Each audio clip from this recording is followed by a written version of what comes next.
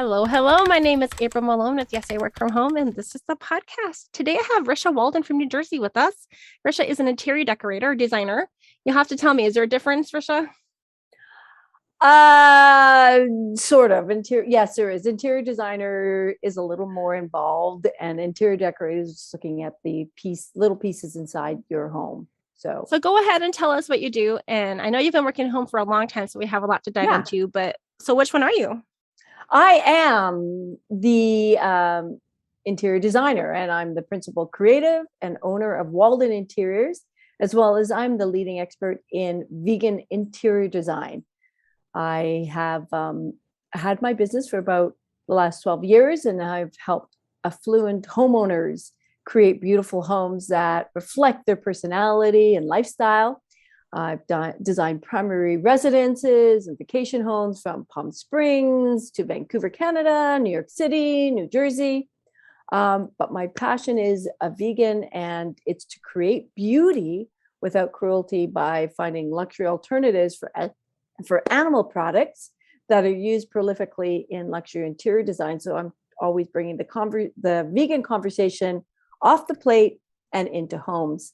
I work out of my home in Millburn, New Jersey, and I love it. Do you often travel then to meet with these people in person, or are you doing a lot of it online? I do travel, and I have traveled. I've done more online this past year and a half than I usually do. And of course, with all the new technology and the capabilities with Zoom, it's not impossible to design via virtual. Of course, being in person is great. And I like seeing people in person and talking to them.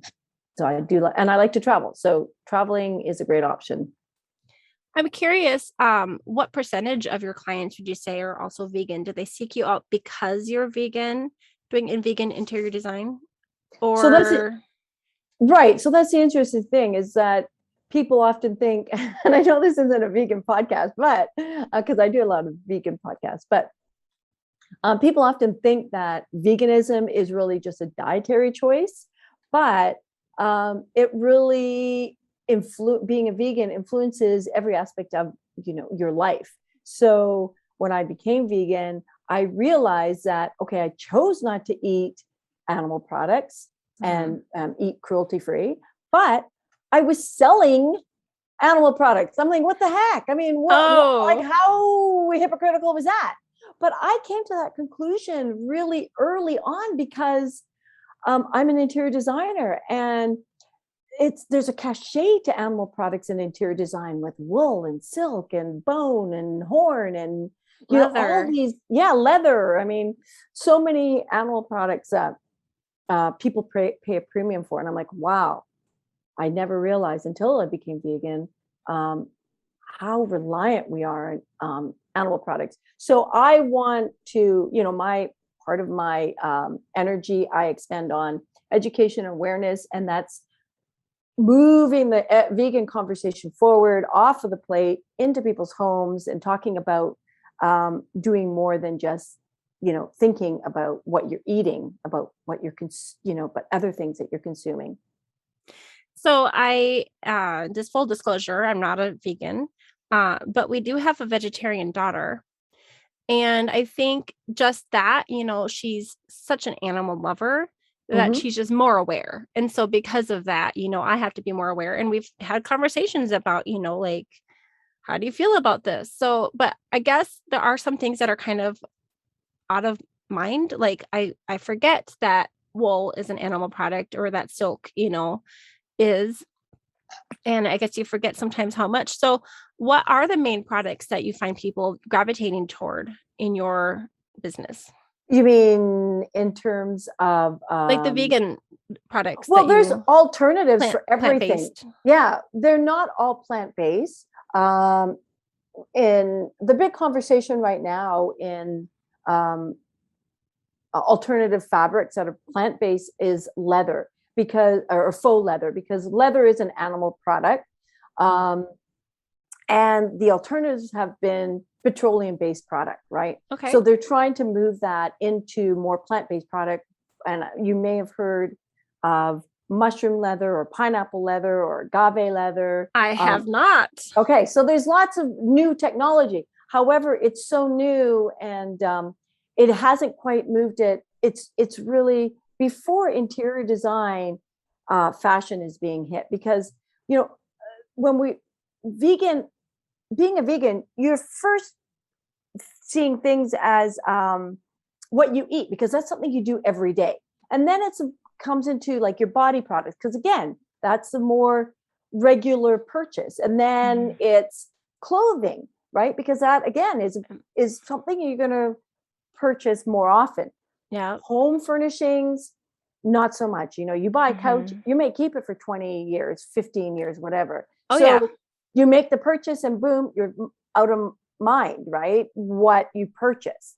So right now, those leathers that are being available or being made are really being directed at fashion industries, because there's a lot of need for it, and the faster they can scale, the more they can substitute leather, real leather, for faux leather with real leather. Yeah. Right. So two things that come to mind are bamboo and hemp. Are you finding a lot of those? Because I know they grow fast and they are easy to turn into fiber. And bamboo, hemp, used in carpets, some fabrics. There are technologies as they're looking for plant-based. I think the biggest one that is probably really prolific that people don't really think about it, and I'm sure every single person has it in their home, is down. The feathers in your blankets, like duvets, in your pillows. That is not vegan.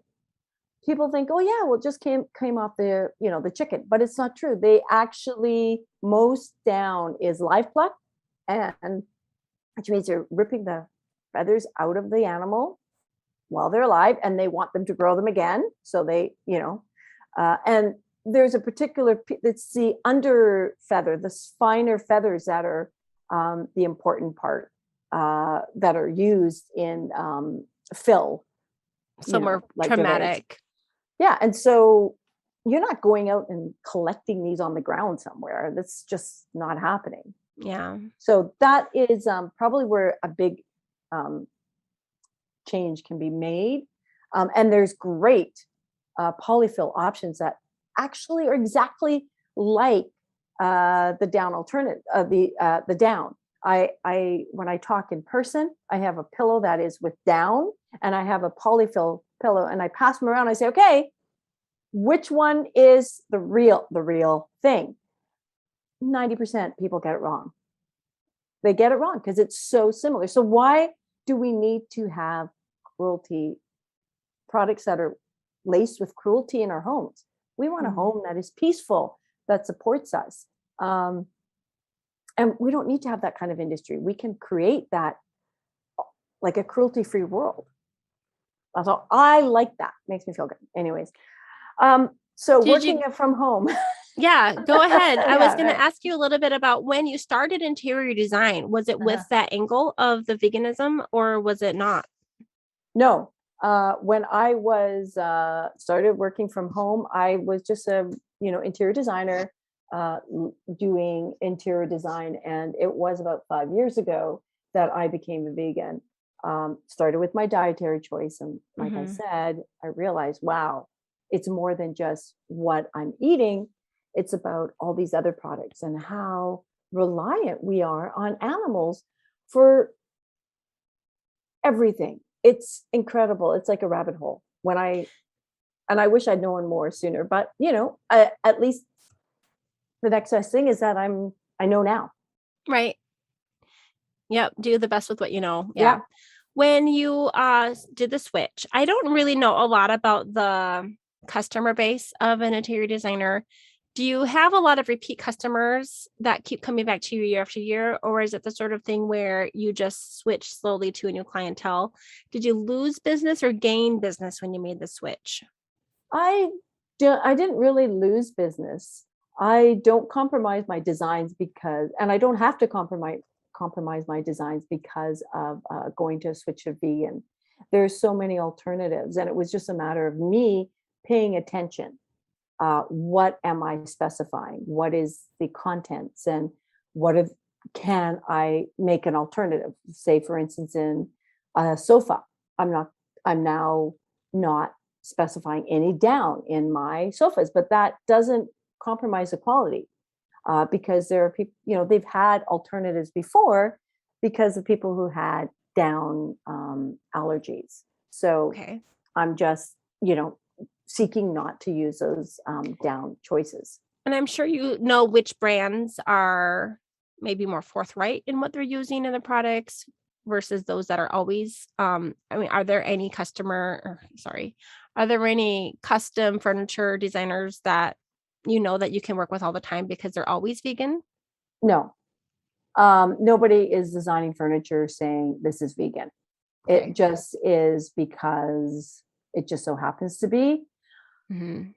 The toughest part is that really there are a few vegan interior designers in the United States and abroad.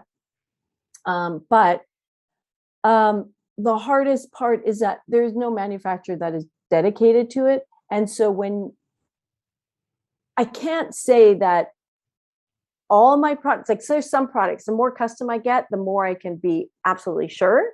Yeah. But if I'm talking about a little more mass market or, middle range products, these are big manufacturers, and getting information like, yes, okay, I know it's a wood frame. I know the fill is not down, it's polyfill. I know what the fabric is, but there are things like small little things like the glue that is used, right? Number one glue that was used for a long time and still is used is hide glue. That comes from the hide of an animal. So they make it into glue for lots of reasons as to why they continue to use it. But these manufacturers are not giving, they're like, who is this woman that's asking about the glue? Like, who cares? Like, we've been doing this. So when I use the smaller manufacturers, I can say, what glue are you using? What finish? Because finishes can be like a shellac or a lacquer. Now that comes from a bug. It's it's from the lac bug. I didn't know this. Thank you for teaching me. It comes from the excretions of this lac bug that it's from Indonesia, and they scrape it off and they, And I guess I was thinking about, like, is beeswax a thing? Beeswax is a thing that would not be vegan either. Yeah. And wax is used in the finishing of wood products. So the more custom I get, the more I can say, don't use those products. Okay. But I can, if I'm going with more middle range, lower end pieces, I can be assured the fabric and all those other pieces are fine, but then some of the smaller finishing products are not, or I can't confirm that they are. I can just imagine the industry is like, there just isn't enough demand for us to worry about this. Yeah, nobody cares. I mean, it's working, they're selling, we don't have enough strength. And that no one else is asking these questions. Nobody else is really. I had a rep that came to me and he was trying to say, we're a smaller US manufacturer. It's a couple of years ago. And I said, okay, great. Like, do you have fill like that? Yeah, no problem. I said, well, can you find out about the glue? He's like, what about the glue? I'm like, what kind of glue do you use? He's like, I've been doing this for 30 years. Nobody has ever asked me. I'm like, okay, well, I want to know. He calls he calls up to his people and they're called down to the floor and they're like, what's the glue? Nobody knows. Nobody knows anything. But I did get an answer because it's a smaller outfit. And there's more contact and I think accountability on the decisions being made, like the people who are, it goes down through the chain of command, because if people are demanding it up here, then it gets passed down. Whereas, smaller ones, not so. Larger ones, larger manufacturers, not so much accountability. Like, these people are doing what they're told, right? It's interesting. I guess I might have almost thought it would be the opposite, that the bigger companies would have more, I don't know, quality control. Well, I agree. They probably have quality control, but nobody's talking about vegan interior design. In fact, there is, for the first time ever, we're having a vegan interior design week the first week of November. And it's a conglomeration of different designers and contractors and everybody in the vegan design world is coming together to just talk and educate about vegan interior design, because the larger force we are, the more pressure we can put on companies to change the way they do, how they manufacture. Or even just be like, would you be willing to start a line of vegan products so that me and my friends can order directly from you and know? Yeah. Yeah, I did. I was working on a line of carpets, but again, I'm just a small little peanut over here Yeah. in New Jersey. And I'm like, okay, well, I'll just keep going forward and making my changes, because I've always felt empowered. I know that the best way to make change is with my pocketbook. So every choice I make, if it's directed, towards vegan, I'm making a change. I'm making a decision, and I'm going to influence those companies, because I'm not buying over here, I'm buying over there. And that's how I feel empowered. Do you also end up helping people who have like severe allergies or sensitivities? Like you said, the down thing. Because I have a sister who's she's been a vegan on and off over the years, but she also has like an extreme chemical sensitivity. Right. And I wonder if some of these things would go hand in hand. Some of them do, because there are wonderful natural fabrics like cotton, linen, hemp, bamboo we talked about. But often cotton, for instance, linen, beautiful fabrics, look great, but they aren't soil and stain resistant. They discolor quickly. They tend to be, fairly priced, but you have to replace them because they're going to show the wear. They're going to show the staining, etc. And the only way to reconcile, like not have that, is to have them sprayed with a chemical so that they will retain their, and maintain their durability. But I have done that because I have clients that have, major sensitivities, and is looking at all the fabrics we use, and they have to understand that that it's not going to last. It just isn't. It just doesn't. So be prepared to replace it. Yeah. Well, let's talk about actually working from home. You've been doing it for 12 years. Yeah. Have you been working from home for 12 years constantly, or has it been stops and starts? I've worked from home all the way through constantly, but there was a period of time a couple of years ago for 4 or 5 years that I was working in a showroom. I was just working once a week, and that came about because of working at home, which I really like working at home. We were saying earlier, you can wear whatever you want. Yeah. You don't have to. I mean, I'm not always working at home because I'm going to clients' homes and stuff, but the majority of my work is at home. But you can wear what you want. I can work at midnight. I can work at 6 a.m. I can, do whatever I want. I love that. But I found that as a creative person, I needed more input. I needed more connection with other people. And I decided to go and just work in a design furniture showroom where I had other colleagues to bounce ideas off. And I was just out in the open. At least it was once a week. And it just gave me that opportunity to just feel like, okay, I'm not alone in this. You were doing it more for collaboration and the social aspect? Yeah, really. Collaboration and social aspect. There is one designer that she and I still collaborate on projects. In fact, we're doing a project right now. We're in the middle of one. But the social aspect, that's what I found hard. And I'm sure, particularly this last year and a half, people have found that part to be hard, because I'm getting now to the point where doing Zoom, doesn't cut it for me when I'm talking to somebody that I can meet, like you and I. Okay, you're in Arizona. That makes sense. We got a Zoom. Like I would never have met you if it hadn't been for Zoom. Mm-hmm. But the people down the street, the showroom Local. or whatever. Like I need to go out. I need to be there. And creative, I need to see new things. I need to just touch things and get inspired. Mhm. So yeah. And how many of your clients are actually local to you? Probably about 80% of my clients are local.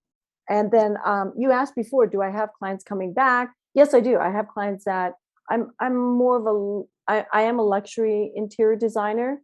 So I don't specify from your regular, West Elm, Restoration Hardware, Crate and Barrel, those big box stores. I don't do that.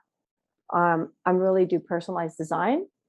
It's really about my clients' lifestyle, their aesthetic, their personality, and then creating a design that represents them and is going to work for them. Yeah, let me restate the question because I think this Yeah. was before we started recording. I was Oh, asking, right? Was it before we were no, recording? I thought it was at the beginning. And then I kind of got distracted. I don't know. I was Yeah. asking, let me just restate it just in case. I was Hmm. asking if when she started, no, maybe it was during the recording. So sorry about this. Yeah, did you have a lot of people that continued with you even after you switched to the vegan side, or if Right. you just Yeah. switched, flip-flopped your clientele? Right. So with my clients, I usually start with a room or a couple of rooms, and then they have me come back and Mhm. we do a couple more rooms. Mm, So I, they'll come back again and again, and okay. that's a lot of my business. And then I get referrals. Of course, I love referrals because if I've had a great client, I know that their friends are going to be similar, and those are great to get referrals because Right. if I've enjoyed working with somebody, chances are very likely I'm going to enjoy working with their friends or family. So I do get just repeat business, and then of course I get new business as well. Um, You said that a lot of your work was from home. Tell me a little bit about like a day. Like what does a interior designer spend most of their time on? If you're not actually like measuring things and having a consultation with your client, what else are you doing? I would say 80% is stuff that I don't do with my client. I'm, once I got the measurements and I've had my initial interview and spent some time with my clients, I'm working, pulling together, their floor plan and then creating a design aesthetic and then specifying all the furniture, putting together a design presentation, and bringing all those elements together. And then I present to them again an hour and a half, and make sure we're on the right direction, refine it. And then I've got to go and start pricing things and bringing in, sometimes they need some more option, but then it's really a layer because layering this on top of each other. Because I'm starting with you, when you're designing something, you don't start, you make an inspiration. Like, let's just say I'm designing my office from that picture behind me. Okay, there's an inspiration in the color and the style. Yes. And that gives me an understanding of the client personality. But um, that's just an inspiration for my design. And so then I have to like build build up from that. And I start with all the big pieces. I'm not going to start with, okay, let's find the tablecloth that matches the picture. That doesn't make any sense. I don't know the size of the table, let's just say, or Okay. uh, the color of the wall. Like, I'm not going to do that. I'm going to start with the big pieces. How do I get them in the room?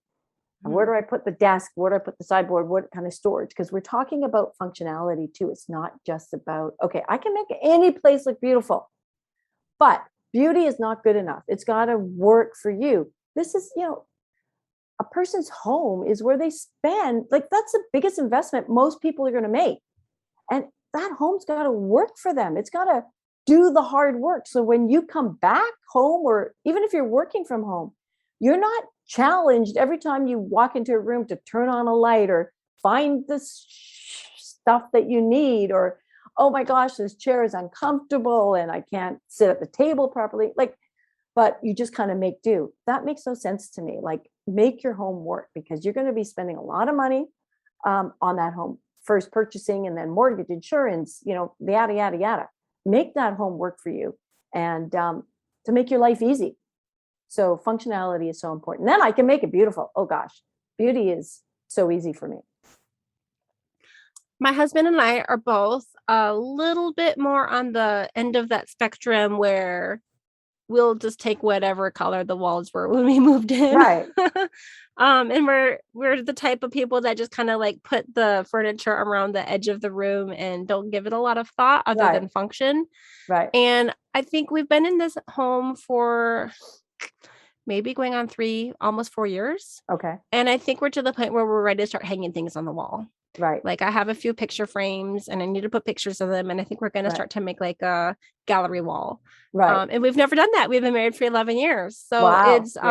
it's kind of fun to think that maybe we're settling in enough that we're ready to take the next step, but Right. definitely, I think a lot of it has to do with people's personality and, priorities. But when I walk into someone's home that's beautifully designed, I notice, and it's wonderful, but right. We're not all there. I was telling her that my office here would probably make her go because it's got all the shelves just crammed with junk from, my teaching ESL and having a lot of, things on hand that I would use to demonstrate things. But my priorities are changing a little, and I'm looking around thinking, I think I'm ready to let go of this, that, and the other thing, to make this a more pleasant space, because I don't like to sit in here, if I'm not physically speaking with someone physically, you know what I mean? Like I'm not actively speaking with someone. It's not a pleasant place to sit. Right. And that's a problem, like, especially for people who are working from home. Yeah. You have to enjoy the place that you're in, because that is what's going to inspire you. That is what is going to bring you joy, make you want to get up, go into your space, and then continue being there during the day. If you're uncomfortable, if it doesn't feel good, like I don't know, because I don't know how you can stay, chained to that desk when it's in a space that isn't well lit, isn't comfortable to sit at, doesn't hold the things that you need, and has easy access. But it's funny you should say that about your home, because the number one aesthetic that I see for most of the homes that I go into is something I call like the college dorm look, because people have, mishmash of furniture that they've collected, or, from their first apartment, and they're like finally get into their new home, and they're like got whatever they got, and they're kind of put it around, and they've still got maybe some milk crates over here. And I'm thinking, oh my God, you just spent $200,000, $500,000, $1 million. I can tell you, it doesn't matter on the price of the home. I have been in $1 million homes, and it looks like a college dorm. And I'm like, okay, time to grow up, time to step into that ownership of your life. What kind of life do you want to lead? And I think for me, I believe that, your home should represent the kind of life that you have. So when you're in that place where you're upset or depressed or worried, your home can just reflect back on you, back to you. What a wonderful life you have. What a wonderful life you have created. And then remind you, okay, life isn't so bad. We have this, we've created this, we can move forward. Versus being in a space where, your life is kind of still stuck in the 20s, or, chaotic, and doesn't help you.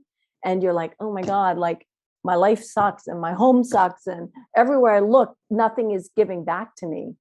Yeah. So, yeah, I'm a big believer about that.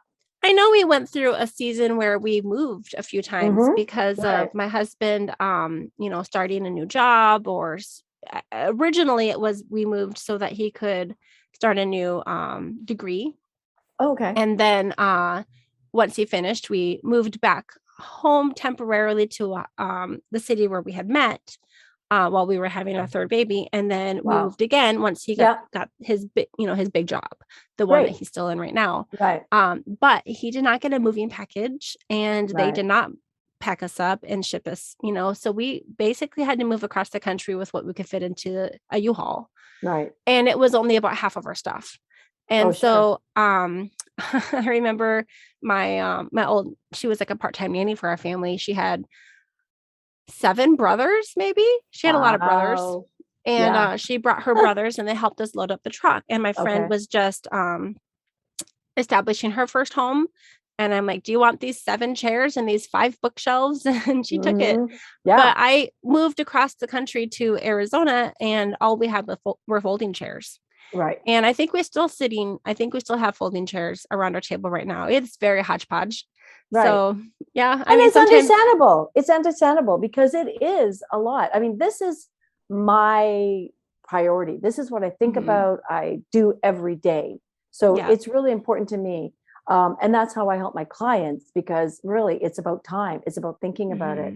mhm, Because not only do I design, but I also project manage and I bring in all the trades to help create the space. mm, Of course, that all costs money. So the yeah, alternative is okay, I can still design to save you do all the work, right? But you have to have the time and you yeah. still to do the work.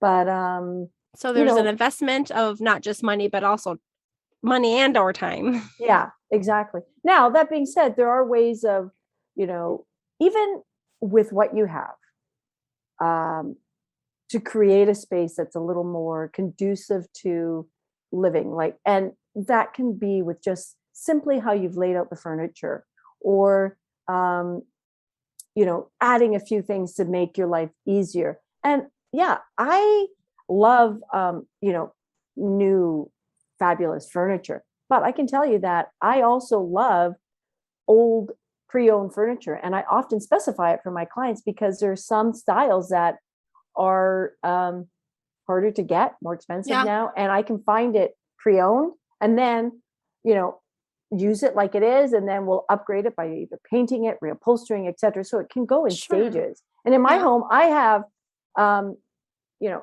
secondhand furniture for many of the pieces because I've seen something actually like the console behind me. Well, I don't know if you see the console behind me. It's gorgeous design. And I happened to see it at a secondhand shop. I was like, oh my God, I need that right now. And it was inexpensive, like to say the least. Well, I mean, But if you have a good eye for it, especially, antiques, that's the thing. Like that right. some people, one man's junk is another man's treasure. And some people are letting Mhm. go of treasures without even realizing it. So if Exactly. you've got the eye for it, you can find them. Yeah. Yeah. I just let go of it. When Risha and I started chatting before we pushed record, I was telling her that I'm all bright red in the face because I was working really hard. We're in Arizona and it's actually probably only like in the early 90s, like as far as temps right now.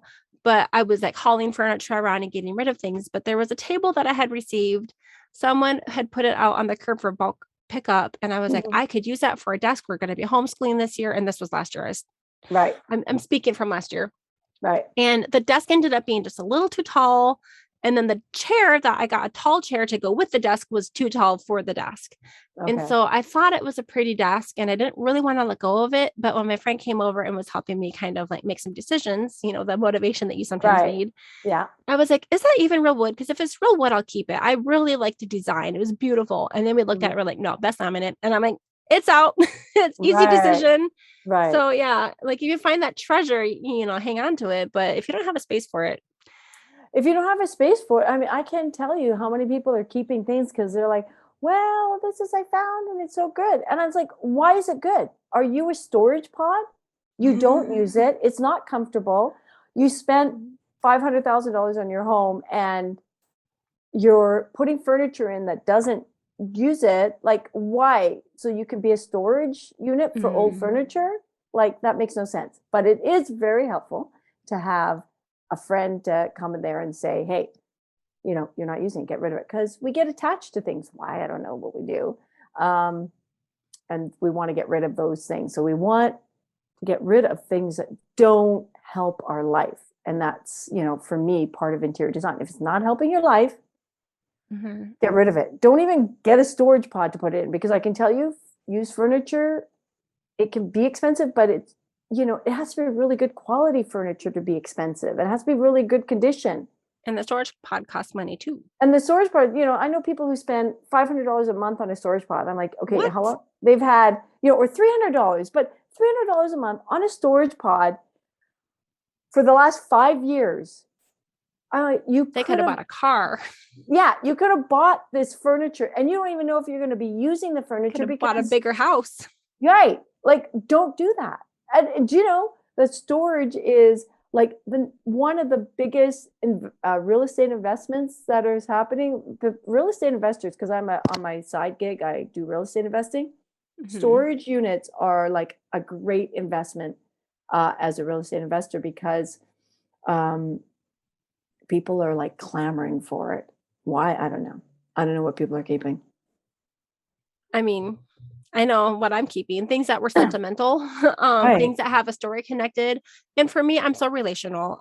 I don't like to deal with some of my things at times. Sometimes I can Right. go through, it's emotional to go through Yeah. stuff. It's Uh-huh. emotional to make that decision. It wears you out. So like if you already Uh-huh. have other stresses, why add a new one? Yeah, um, exactly. but It I'm is in a tough. position right now, we've got company coming and we actually have a 2-car garage and we have our house is a little small. It's like, well, small is relative, right? Like Right. for our city, Hmm. it's a smaller home. It's 1,250 square feet, which I know could be a bigger apartment depending on where you Right. live, but for us, it's a small home for 5 people. Um, we've got some company coming, and it's a nice place for the kids to go out and play. In Arizona, it's so hot, and Right. it's not It's always comfortable to covered. be outside. So if we Right. have a fan going in there and the door is open to the house, we can have a Right. little bit of air conditioning circling in there, and the kids are loud. So if Right. they're getting loud, we can be like, just go play in the garage. It's a nice, big open space. You can run in big circles Right. because we don't have like a family room or anything Sure. else. Right. Um, and so it's our new family room. Fabulous. Yeah. But right now it's also half storage. So Right. to make that decision of, okay, we are going to downsize, Hmm. so that we can have, and some of the things just need to get moved into a closet upstairs. Like we've got space in the Right. closet, so you just didn't move it yet. Right. Um, Another thing for our family is we've got 3 young children, and I'm curious Hmm. how many of your clients do have young children? Because for us, we're like, we don't want to replace our couch until our kids are a little bit more responsible. Right. I have a whole gamut, but usually people, I mean, my clients are usually going through some transition, like they're becoming new homeowners or Mm. their kids are, moved into bigger grade and they're kind of feeling like a higher grade. And so they're feeling like, oh, this is a transition where family's growing up. We're going to make Hmm. the change. Yeah. Um, it really depends on you. Like I don't know how you live. So like, are your kids jumping on your sofas and stuff like that? Yes. Well, then, yeah, because Yes. I grew up like my kids, they weren't allowed to jump on sofas. So, Well, it my just kids aren't either. they still do. Believe me, my adult children still can ruin my stuff. But We bought my son a trampoline to try to keep him right, off of the couch. Just some people have a lot uh-huh. more of that sensory like need, and he just Yeah, had that need for like banging into soft things. And I think we need to just buy him a crash pad, yeah. honestly. Like No, just my son was exactly like that too, and I got a trampoline, yeah, and, I threw him outside yeah, every opportunity I had. I actually had a little trampoline that he had to yeah. jump on in the house That's what too. we have. It's just Yeah. like a rebounding one. Actually, Yeah. I was terrified of having any trampoline like of any size in our home Oh, because of, I worked for an okay. emergency department for several years. And I know trampolines are one of the biggest, reasons that people end in the emergency room. But yeah, Well, we they have a little yeah. rebounding one that we have rules, but do they always follow them? Oh, of course Especially not. if you turn your back for 1 second. Yeah. No. Yeah. But, like, I I hear what you say. I grew up with the trampoline. We didn't even have those sides, and I flew off the trampoline how many times, Oh man. because we were fooling around on it. But, you just have to do what feels most comfortable for you. I think that's what the end of the day. Let's transition a little bit and talk about the work from home Mhm. movement, the I don't know, the migration of so many people to working from home on purpose or not. Right. How has that affected your business? Well, there's a lot of people who are looking to upgrade their home office or create a home office because they've been home or they started being home a year and a half ago or so much, whatever it was, and wanted a space where they could actually get their work done. And because of that, there has been a big need for improving their homes. And plus, improving the homes just generally, because now they're home and they're like, wow, I never realized how useless this room was, or I never realized how much we use this room, or now that they have, like you'd say in your case, your family, now you got 5 people at home with schooling, and all of a sudden, like, there's not enough space and there's no place to do that. So in terms of a home office, though, it's really figuring out how to dedicate a space that is going to work for you, and that's going to have the pieces that you need, whether it's even refurbishing a small closet so that you That's what have I'm a in right space, now. right? So creating that small closet, or if it's taking, another room or an office, and then creating, like, actually making the office somewhere you want to be, versus, okay, this was sort of an office and we put in here, but now Mhm. now we're really using it.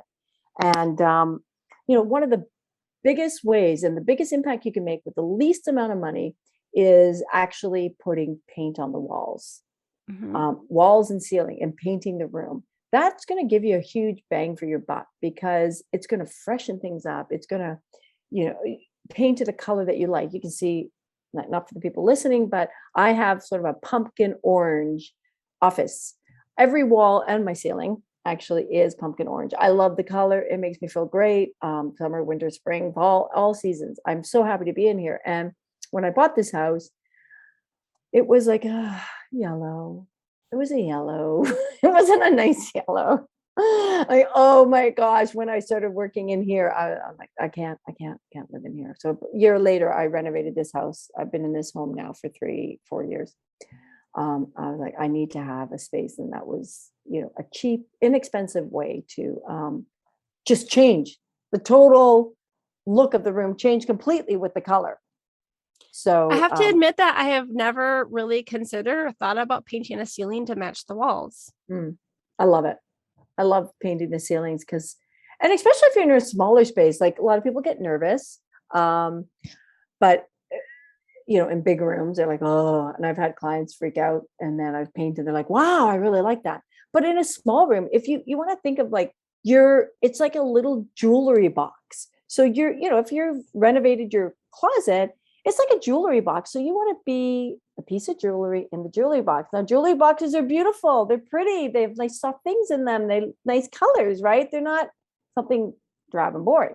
So create that space like your jewelry box. Put your beautiful things in there. Make it feel like you are the piece of jewelry, and it deserves a beautiful place to rest. Well, until it's next time to go out. But yeah, so the ceiling makes a big difference. I love painting ceilings, So wallpapering. do you usually match the ceiling? I like to. Yes, I do. I like to. It doesn't always happen. I haven't done it in every single room of my house, but I do have all the bedrooms. They don't. I have wallpaper and stuff in the bedroom, so the ceiling matches. Complements the wallpaper. Right. My living room, the color complements are built in, and then I have a few walls that are not painted. They're painted white. But yeah, oh, actually my living room, red on the ceiling, because I have wallpaper in that room. But yeah, I would love that because red is my favorite color. We actually have red couches. okay, cool. Yep. Yeah. Now, one of the things that I always am a little concerned about when I know that someone is very concerned about the look of things and the aesthetics, Mhm. I wonder how often they sacrifice the ergonomics. A desk chair is not necessarily a pretty chair, and a pretty desk chair isn't necessarily a comfortable chair. Right. So, what have you found, or what do you talk about as people are trying to balance what to do there? I say comfort is really important, and that a chair is just a small piece in the room. So if, for instance, if, for instance, you have a chair that isn't quite so pretty, that's okay. Like, everything can't be fabulous. And chances are that if you have the fabulous color, and say you have a fabulous table, or you got curtains, your eye is going to go to those fabulous pieces, and your chair is just going to fade away and you won't notice.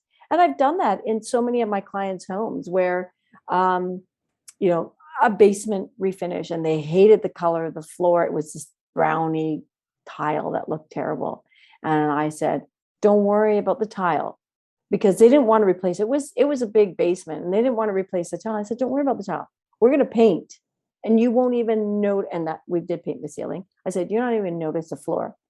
And then we painted. They're like, I don't even notice the floor. I'm like, yeah.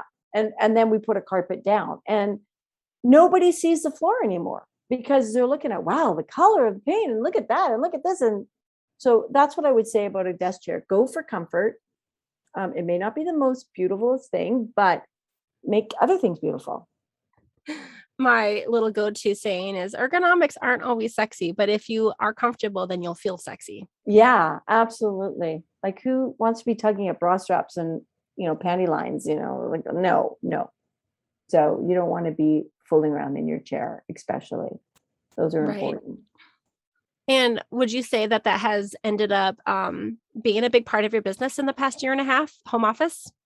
Yeah, it's become part of my business, but homes in general, and I do residential designs are big because people are at home. They're like, wow, this kitchen sucks. Like, oh, really, you know, and I had clients a couple of years ago come back and say, no, we're ready now that we've been home. I'm like, yeah, wouldn't it have been nice if you had done it when we first met?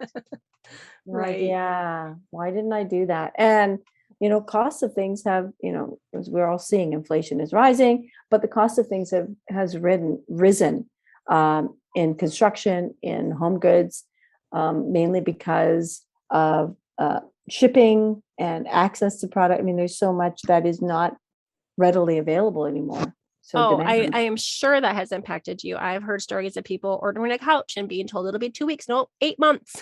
Yeah. Oh yeah. I have tons of products that are sitting there waiting, ordered in April. Now it turns out I just heard last week coming in December.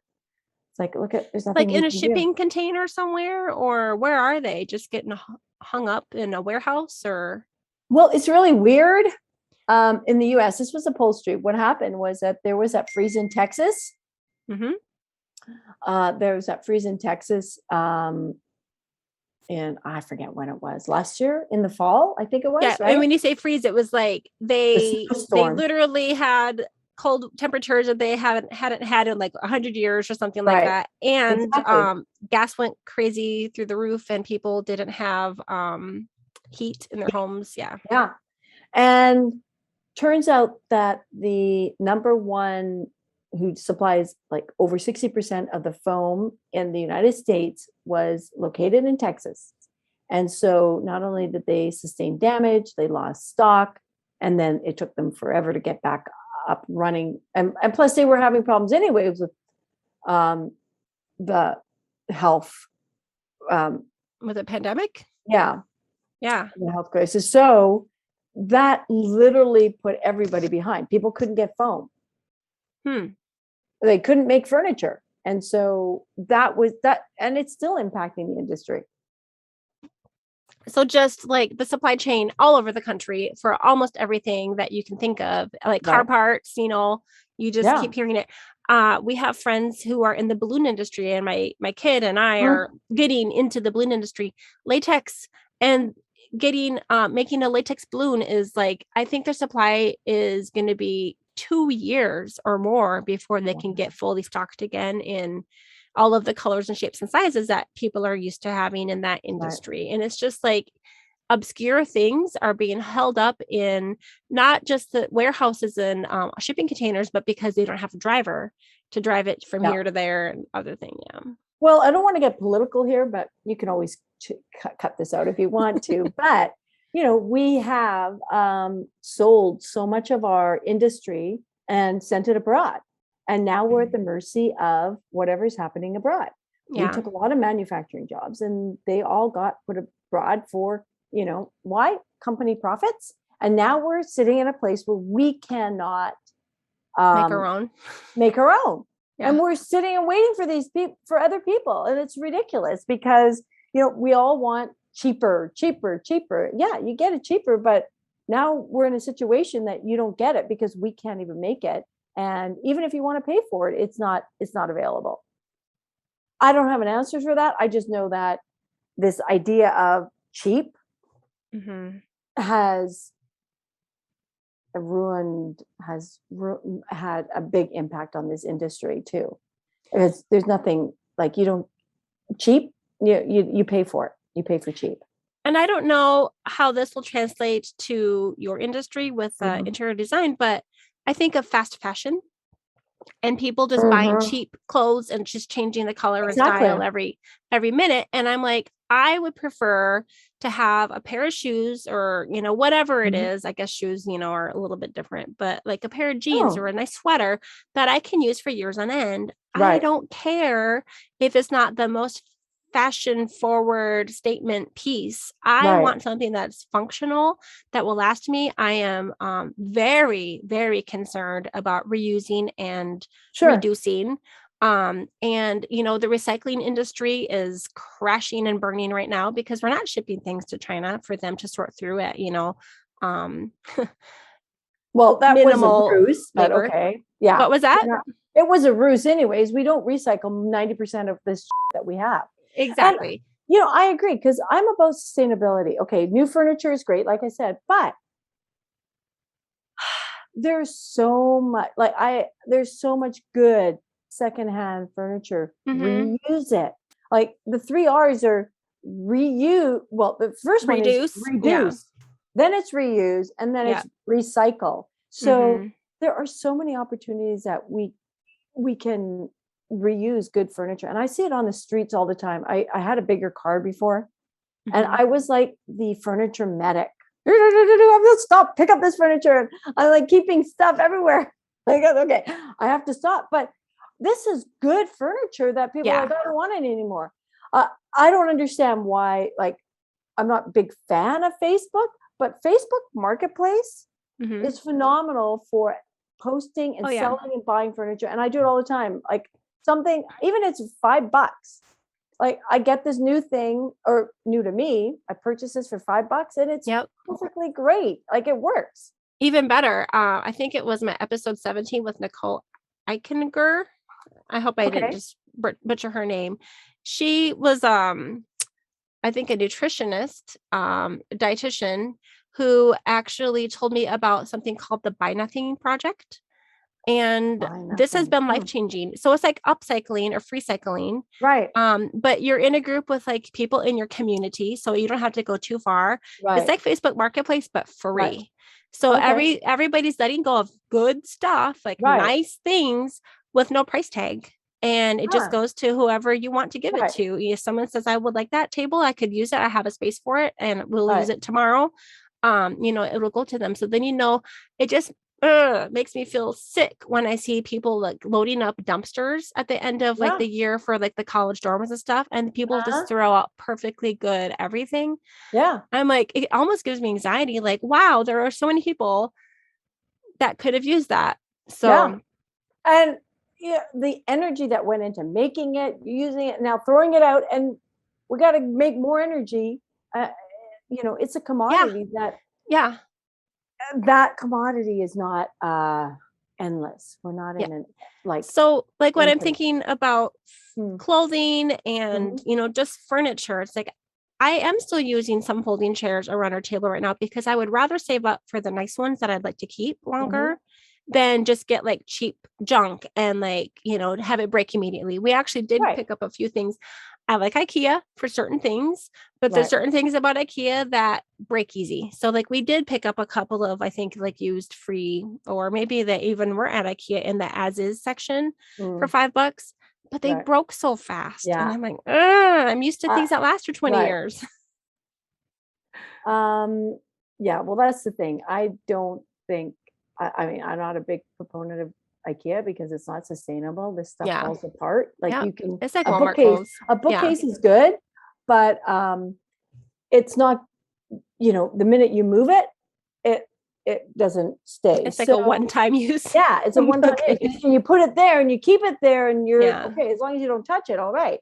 But seriously, even if you want good chairs, I tell you, if you go online, and part of it is having a vision, I guess, because you go online, you see these old chairs and they're like, oh, they're like not so great. But I have bought chairs for $20 that didn't look so great. I spray painted them myself. I reupholstered the seat and they look fabulous. Like Yep. they look like new. Yep. And if you don't have the time to do that, I get it, but you can also pay someone to do that. I can tell you that a chair that you got for $20 may have cost you maybe $400 to get it totally redone, depending where you are, maybe Okay. more. I don't know. But that chair, the quality of that chair that is like maybe 40 years old or 20 years old is much better than a new chair today. The wood is better, the construction is better, Yep. and all you have to do is upgrade it. So like people saying, yeah, well, it's old, it doesn't look good, and it's not good quality. That's not true. The new stuff today, unless you're buying higher end goods, the new stuff like IKEA, like Target, like HomeSense, that stuff looks good. Oh, wow, it looks really pretty. Yeah, tomorrow it doesn't look so great. Right. And you said you do generally work with the people who have a budget to be able to spend on the higher quality things. Everybody has a budget. Nobody has ever said to me, spend more, Risha, spend more. Like if I get that client, please come to me. I will help you. But no, everybody's on a budget. And so, I do luxury home design, but I also have like a consultation that I can get you moving in the right steps. I can do more of a just design help, and then you move it forward. So you're just paying me for my time. And then and I make a plan, and then you institute it. You go and get this. And I'll say like, okay, here's the right size, here's the look, and go and find it yourself. If you're in a more limited budget, but I'm always on a budget. I'm curious how much of your work is done on the computer, like modeling and making mock-ups and things like that. I don't use computer programs for my layouts and elevations and stuff like that. I do get, if I'm going to do a rendering, which is sort of like a computer photograph of a space for a client, I subcontract that for the look. But I do a lot more hand drawing for layouts and for elevations. Oh, nice. But a lot of my work is on the computer because I'm looking at, when I'm specifying furniture, I'm looking at furniture catalogs, furniture companies, and all of that is online. I go to showrooms too, but what you see in a showroom is thousands of what is available. And even mid-price furniture, like there are different fabrics, there's different finishes, there's different distress levels, there's different table. It could be the same table, but it comes in a cherry, an ash, a walnut, an oak, a birch, like 3 or 4 different wood species. It has 20 different finishes.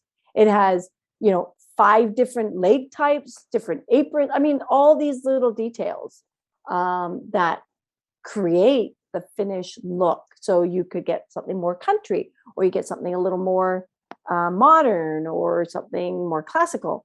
And you're not going to see that in a showroom because they can't possibly put every reiteration of the table in the showroom. So that's where it comes in handy using an interior designer, because I'll say, okay, this is what the look you want. You want these kind of legs and this style and this wood and this. And, when I'm doing full design, I'll have specified exactly this finish, this leg, this top, this distress level, this, matte, shiny, or black, white, whatever it is. And I guess the websites maybe can help with some of that so that they could see this is what this table will look like with the cherry and the blah, blah, blah, blah, blah, blah. And when I'm presenting in person, I'll have the wood finish, I'll have the style, I'll have, I bring as many physical components as possible. And I also use my computer for presenting the furniture pieces. And then it's trusting that your designer understands what you want. And I really pride myself on that because I want to understand my clients. I want to know what makes them tick so that I can create a space for them. Like I have a space that the type of space I want to live in, and the kind of place I like to live, but that doesn't mean that it works for everybody else. Yeah. And that it's going to work for their lifestyle. So that's really important to me. And that relationship with my clients is key to creating the kind of design I want. What are two things that someone would look for in a good designer to work with? Like, or what are a few qualities that someone should seek out in, like, what kind of things do you offer that the next person might not? Um, Obviously, other than just the vegan element. right. Well, like I said, I pride myself on understanding my client, and it becomes a relationship. So if you are looking for an interior designer, have a conversation with them, really, because it's in that connection that you're going to um, say, can I work with this person? I'm going to come in, I'm going to see like where you sleep, what your bathroom is, where your kitchen is, and what's in your kitchen drawers, because I need to know that to create the kind of space. So you have to be trusting of that person, feel like there's a connection. So having a conversation is important. And then follow up with, get a couple referrals, because, and talk to them how that was their experience. And, you know, I guess what I have to say is that cheap doesn't also mean good. You get what So you pay for, kind of yeah, thing. you get what you pay for. And when you get good, you pay for it. When you get something that is good, you pay for it once. When you buy cheap, you pay for it every time, because you're every single time you buying it again and again, you're paying for it. Right. So And then what are some important elements that people should be thinking about when they're looking at converting a space for their home office? I know one thing I hear people saying over and over and over again is that they need to have a door that they can close. Have you yes, found that to be the case in your experience? I think that is pretty much a key, is to have a door that you can close. Now, if you, like you say, you're in an office, maybe, a closet, maybe it's a big closet, but you don't really have a door on it. Maybe it's a screen that you can bring over. Maybe it's a curtain that can be, you know, hung or something to Mhm. just give you a little more privacy.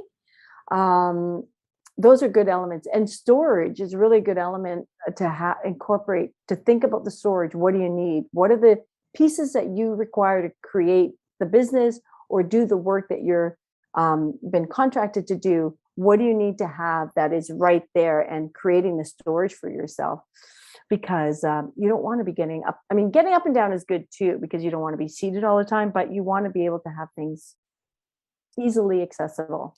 What kind of things do you see people needing to store in their home office area?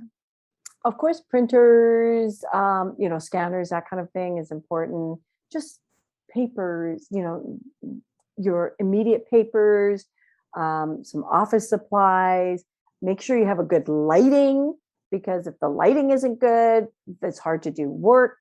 Um, what else? What other things? And then, well, I guess for storage, that's what it depends on the person's work. Like for me, I have a lot of samples and stuff like that. So I like to have them easily accessible. So I need storage for that. Now you may have samples. You may have work materials, like for you, your ESL, there's work materials.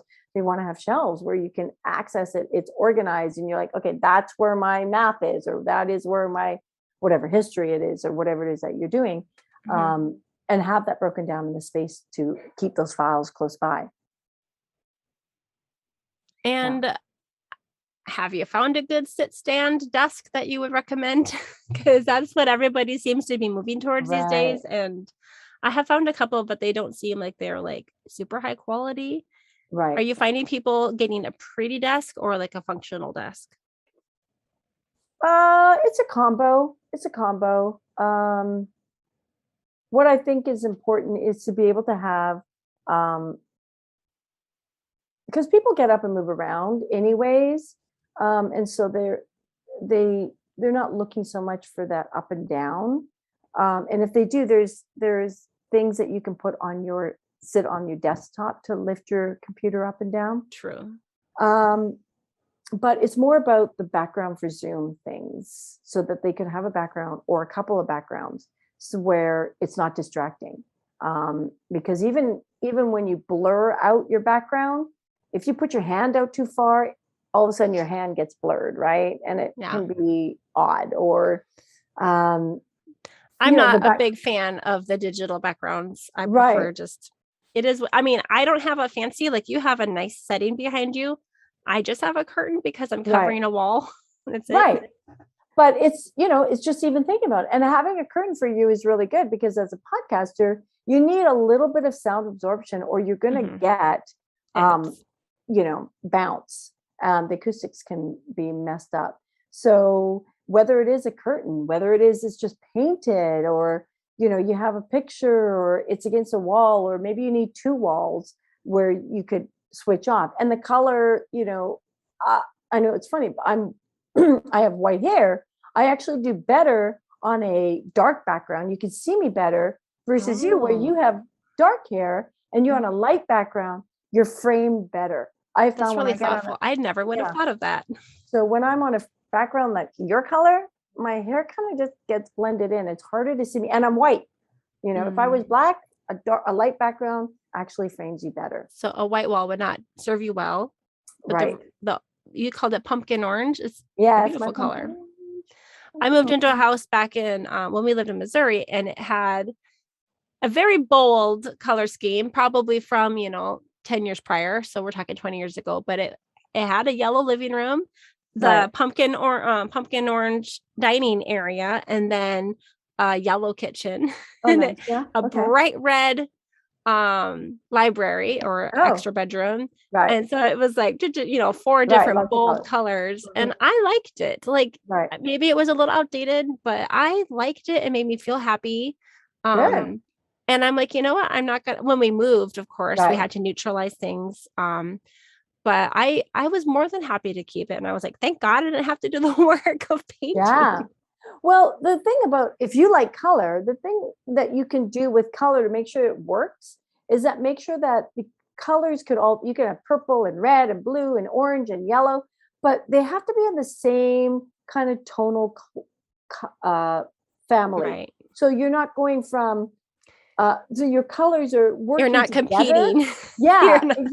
And it's okay to compete, but they have to compete in the same family. Like if you have sort of more of a green over here, and then you have a bright reddy purple over here, the colors may clash.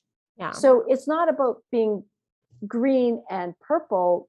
Green and purple work together as long as they're the right color, green and purple. So putting the colors together.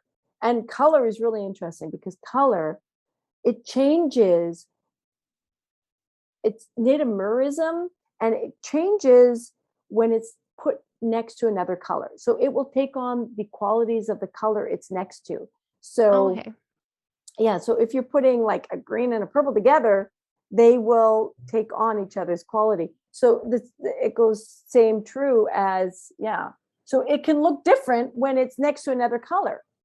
Actually, when you're talking, like I have white trim, so that's very typical white trim. The whites, there's 1,000 whites, but the white can really change and vice versa, can change the color on the wall. So you want to make sure that you put the two colors together, and then the way the light hits it, the color is going to change. The color on the ceiling is going to look different than the color on this wall, which is the window wall versus the opposite wall, and the light coming in, it's really going to make a difference. And the what's it called? The fake light, like your lighting is going to change because of the color of the bulbs. So it's all these. I had a experience like looking at my son's room the other day. So we didn't paint the walls in this room, in this house we moved in either. And his bedroom is, I like the teal color that he has. Actually, this curtain was supposed to be more of a teal, but they shipped me the wrong color. And I was like, okay. I'm lazy. Yeah. But I really love the color of his wall so much. But the window, I thought it was white. I thought it was a white wall, but it's actually the same kind of taupish brown color that the other wall is. It's just the light is so different. Right. When you look at it, it's like your brain just sees the window and I see white light. And I thought there were 3 different colors in his room, but no, it's 2. Yeah. And it can That's a do good that. point. So you have to light the colors on all the walls. So if you're testing a color, put it up against the window trim, put it up on the opposite wall, if you're putting on the ceiling, put on the ceiling to make sure. But just make sure you use, unless you're going for a particularly glamorous look, which most people aren't, and plus it's hard to get, is put a flat paint finish on your ceiling, because when things are glossy, they bounce light more and you'll see every imperfection on your ceiling. It may drive you crazy. FYI, just a little tip. Don't Flat use ceilings. flat ceiling. It will hide imperfections versus a gloss or a satin or eggshell. Yeah. And with kids, we've chosen to use, or I guess we were lucky enough to move into houses that were painted with that more like semi-gloss, because it seems like it washes easier for kids. Right. But do you see people use a lot of flat paint on walls too? They do, but they will show everything. I don't really like to specify flat, because if you put your hand on it and a little bit of oil, and it's hard to get it off, it looks really chic and sophisticated. But that means that you don't have any kids come into your house and touch your walls. Like, and you don't, and you don't touch the walls. Because my kids touch everything. My kids would be like, not just touching it, but like sliming their hands all over it. Yeah, it feels exactly. Nice. They're like, wow, this feels great. Yeah, no, it doesn't. Don't do that. Well, we're going to go ahead and wrap up pretty soon, but I do always like to ask, what advice do you give for people who are looking at working from home for the first time or switching to home office? What elements would you say would be most important? I say set up your space so it works for you. Like, you're already working. Why do you need to work with your space? So spend, whatever time you can prepping to get your space so your chair is comfortable. We talked about that. You have a desk or a space that's going to be big enough for you. If you do Zoom, make sure you have a background for Zoom, the storage, the lighting. Really set yourself up and it doesn't have to be like you spend a ton of money. You can always upgrade things, like we talked about Facebook Marketplace, or what was that? It was called Buy Nothing Project. Mm-hmm. You need a lamp. So get a good lamp. Yeah. And if you may not like it, but it's working, then you can upgrade it. At some point you can, put it back on Facebook Marketplace or Buy Nothing and upgrade to the nether lamp, right? That is the color or whatever you want, but get those pieces to function for you so that you can concentrate on your work. You can concentrate on, your livelihood and how you support your family, not on, I'm just going to kind of sit like this and I can reach over here, like, what are you doing that for? I mean, I've seen people that had terrible, sitting. Everyone has a different need, and some people's bodies might be a lot more agile than mine. But when I see people sitting on a bar stool, hunched over, I just I can imagine the headache that they will be getting from that. Now, if it's for 20 minutes and that's you moving away from your other desk to get a little bit of like stretch your legs or whatever, that's different. But like if I heard about a guy who was teaching English, and he wanted to have really nice camera angle. So he put everything up really high on like, maybe it was like an ironing board or something like that, to have a nice camera angle. But what he didn't do is he didn't have a separate keyboard. So he was typing like this with his arms up like this. And he's like, I'm just having such terrible headaches. I've had to take time off work. And I'm like, well, I can tell you why. Yeah. Get a secondary keyboard at least. Yeah. Those things are going to just save you time, because if you're not looking after your health, and I'm not just talking about physical health, about your mental health, that's going to take away from, your livelihood, because you can't function when you're not healthy. You can't function when, you're not at your physical best. So those things are going to help you. I agree. I have a practical question, and this is for me, actually. I am in a carpeted office, and my wheels would always kind of like sink into a rut. I'm playing with these little blocks while we're chatting today. My wheels would kind of sink into this rut that wasn't the right position for my chair based on where my workspace is. My computer and my keyboard were this way, and my chair was going this way, and I couldn't help my chair to to stop going in there. So I got one of those like plastic, roller Mats. mats you put underneath your desk. Yeah. Well, I think the carpet was so matted down in that area that even with the mat on, it still was gravitating. So now I have like a board under the mat over the carpet, and I'm just trying to keep it from, constantly slipping. What do you do for people? Because you're sitting with a chair, rolling in and out every day. How do you protect the carpet from that happening? That's the first. It could be that actually your floor is slightly slanted. You don't need that much of a grade for you to, so that's why it's not necessarily the carpet. It's just you're just slanted, really little bit, that it just naturally starts to head that way.